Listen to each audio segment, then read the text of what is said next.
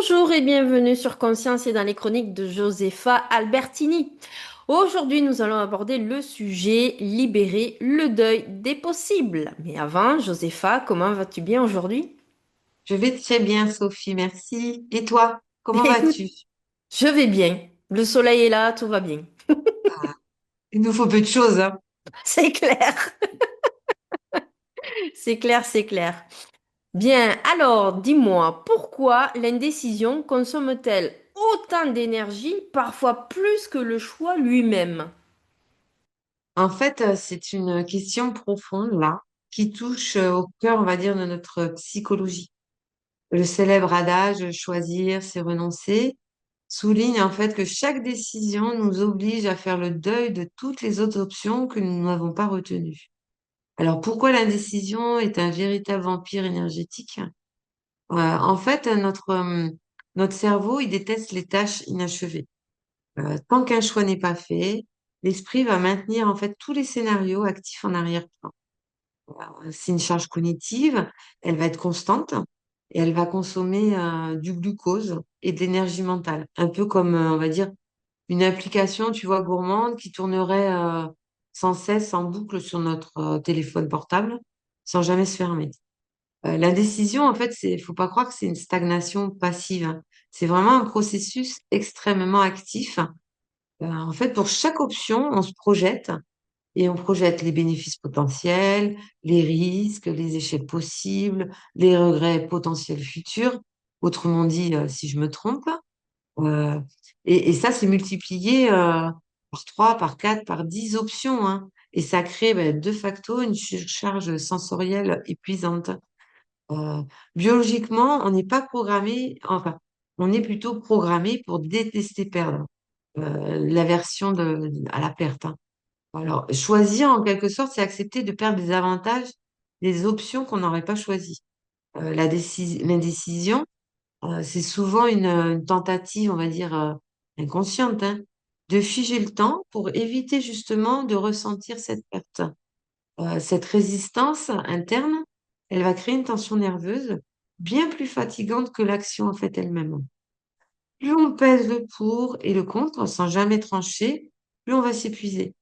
C'est ce qu'on appelle en fait la fatigue décisionnelle. Paradoxalement, plus on passera de temps à hésiter, moins on aura d'énergie à faire un choix de qualité, ce qui va de facto nous pousser à hésiter encore plus. C'est en fait un cercle vicieux. En résumé, l'indécision, c'est une forme de surplace mentale. C'est l'analogie de la voiture qui accélère au point mort.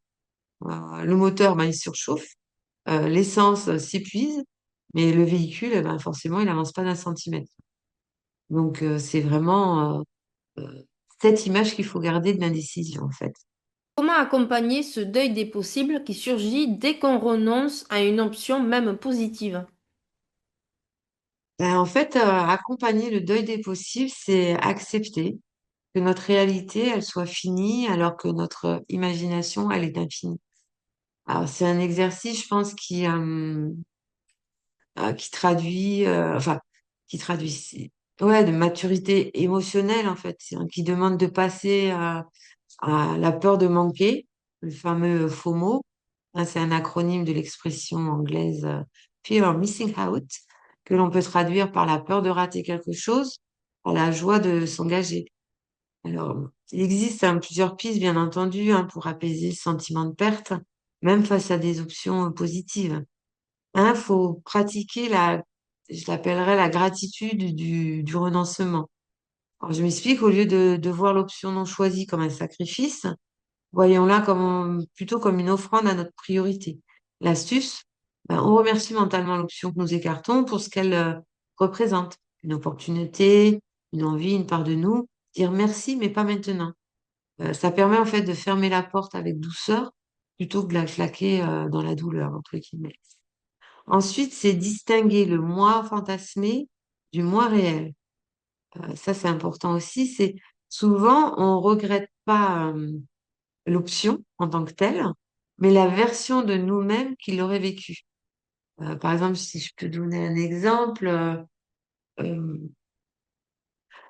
tu vois, on renonce à un cours de piano, par exemple, En fait, c'est peut-être renoncer à l'image, je me voyais virtuose, etc. Donc, en pareil cas, en fait, il convient d'identifier vraiment ce que nous aimions, en fait, dans l'option écartée. Si c'était vraiment la créativité, par exemple, euh, il faut s'assurer que dans l'option qu'on choisit, on puisse laisser libre cours ou quelque chose qui vient nourrir cette créativité dans le choix qu'on a retenu.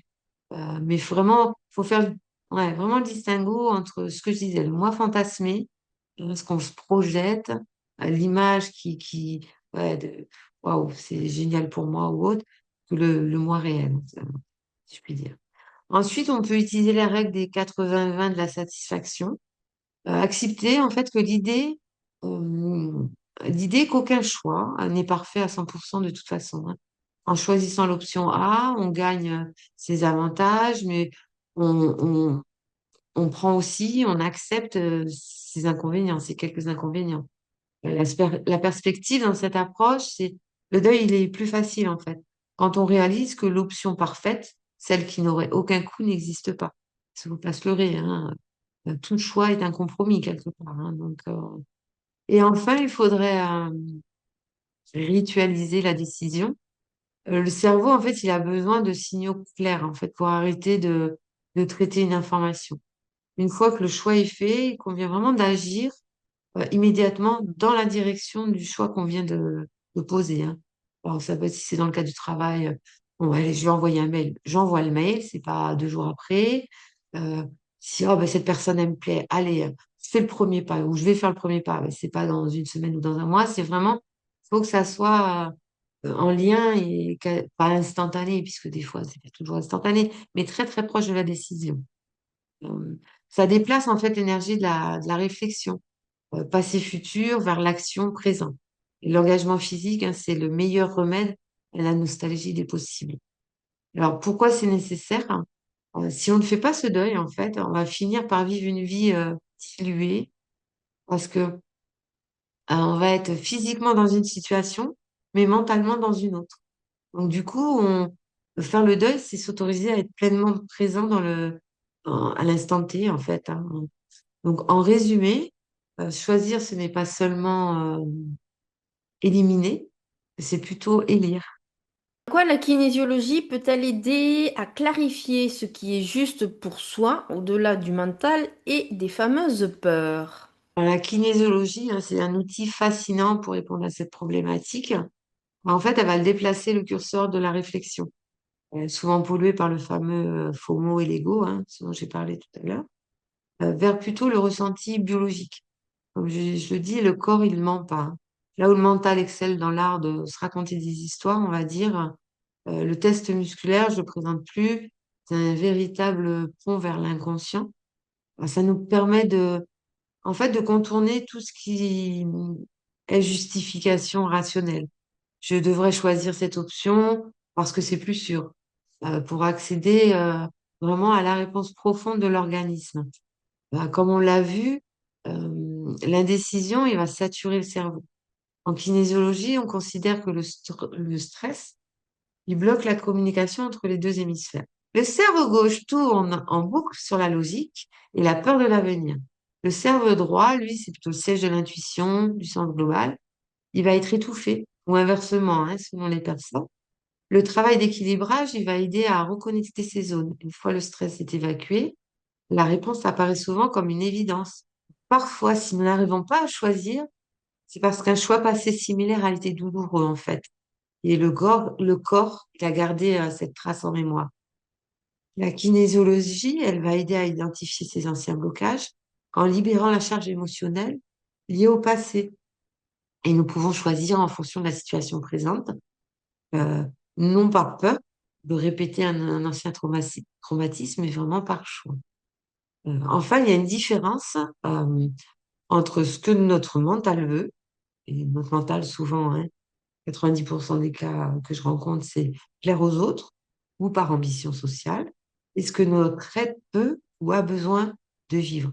En fait, la kinésiologie, elle interroge cet alignement.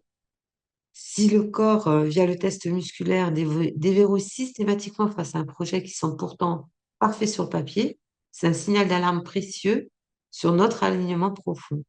En résumé, la kinésiologie ne choisit pas notre place, mais elle nettoie les peurs, les croyances limitantes, les charges émotionnelles négatives, pour que notre propre guidance intérieure puisse s'exprimer clairement. Quels outils proposes-tu justement pour apaiser ce moteur interne qui tourne au point mort quand on reste entre deux choix?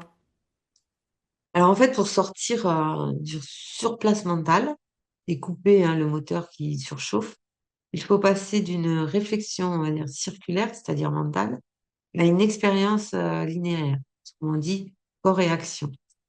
En fait, idéalement, il faudrait posséder une boîte à outils combinant psychologie, approche corporelle et gestion du stress. Alors, moi, je peux vous livrer quelques outils. Euh, il y a l'autotest musculaire, hein, c'est inspiré de la kinésiologie. Ça permet de court-circuiter le mental en interrogeant son corps. En fait, c'est ce qu'on appelle le test du balancier, hein. On est debout, les pieds bien ancrés, on ferme les yeux et on prononce à voix haute, mon choix est, le choix qui est concerné, et on laisse son corps osciller naturellement.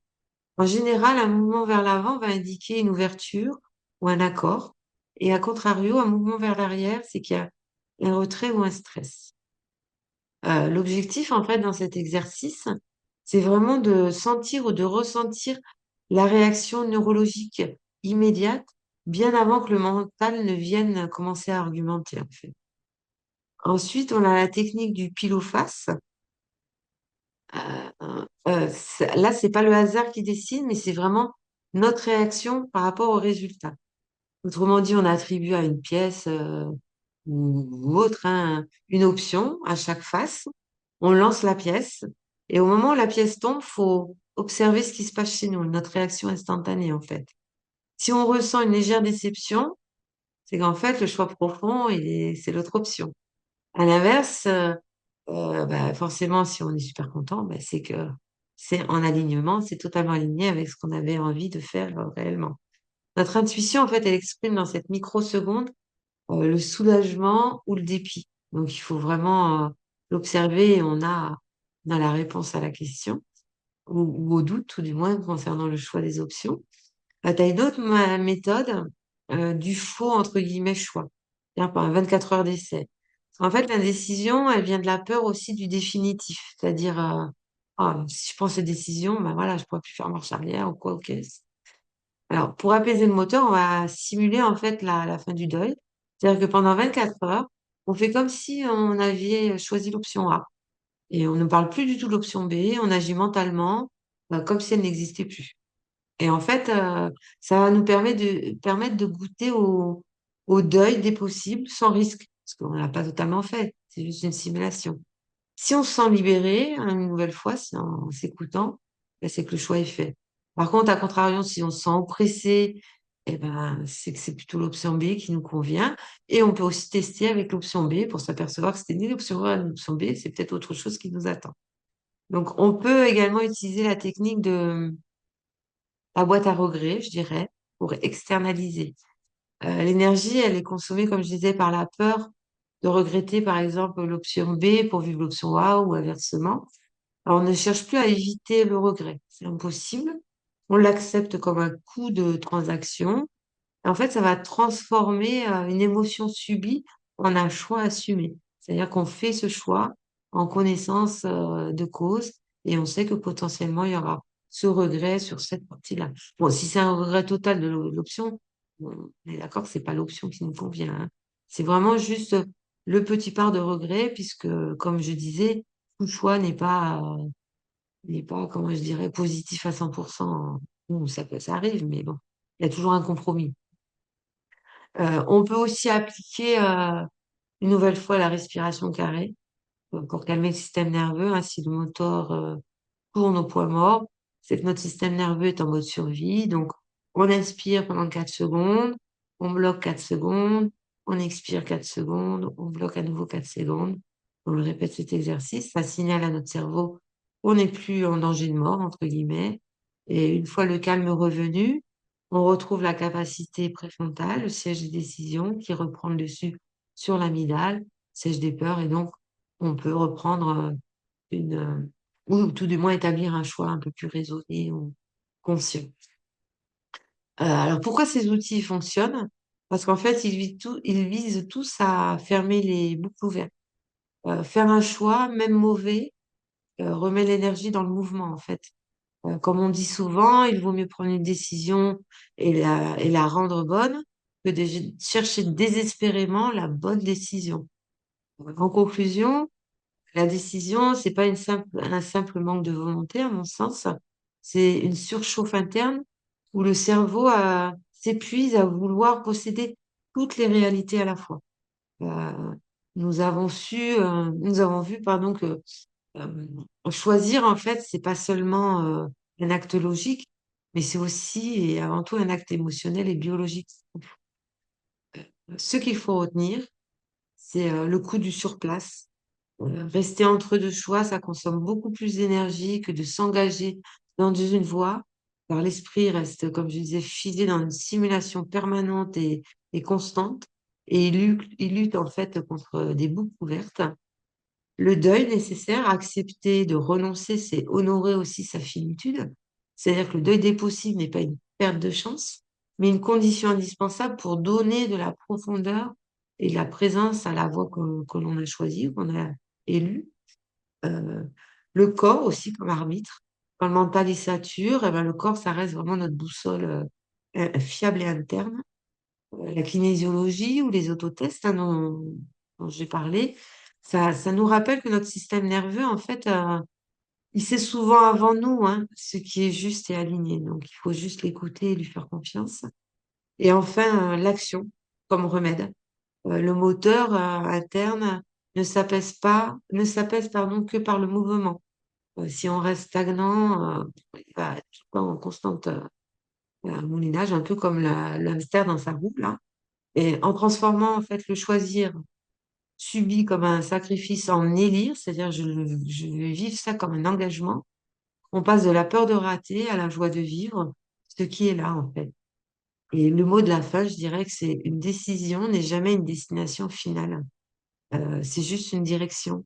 Et en fait, en libérant qui est bloquée dans l'hésitation, on retrouve la puissance nécessaire en fait pour transformer n'importe quel chemin en une expérience riche de sens.